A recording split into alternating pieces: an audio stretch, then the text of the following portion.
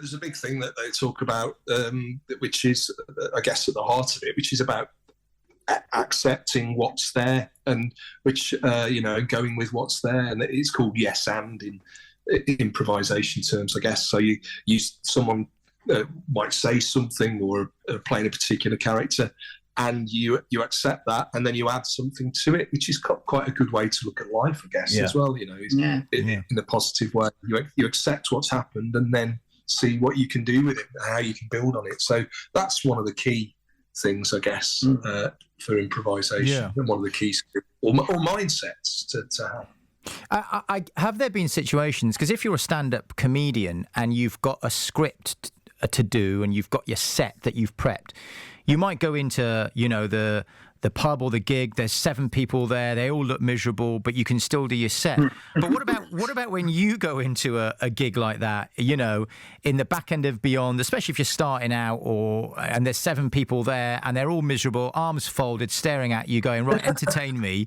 I mean, have you been in those situations, and do you actually use that, I guess, in a positive way to your advantage in some way?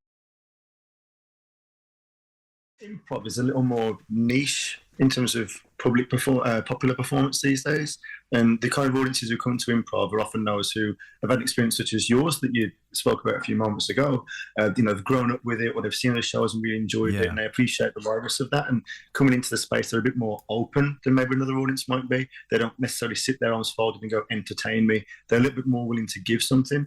And your audience are your context. So we were a bit closer to home a few months ago, and we thought, okay, some of the gags we thought would hit hard have landed a little flat there. But then you talked to the audience, and we realised on one row we had a guy from Argentina, someone from Brazil, a guy from Belgium, and all these guys that they'd met at a hostel in a city, and they'd been looking for stuff to do before their next train ride or plane to catch, and they decided they'd come to an improv show. So that gives you a completely different context. And like you were sort of saying before, it's not quite a stand-up show, but it's not quite a theatre show, and that's where venues are so interesting. That's why we really like it here at the Grapes upstairs, because the room it's not a stand-up space, but it's not a theatre space either. It's the right thing for us, because classically improv shows sometimes struggle in traditional stand-up venues because they're a bit too combative almost, and this is a team sport, but like Lawrence was saying, it's like football, except hopefully everybody wins at the end. All right, well, listen, guys, I'll let you go because you need a bit of a break, and you're back on at 7 tonight in the Grapes.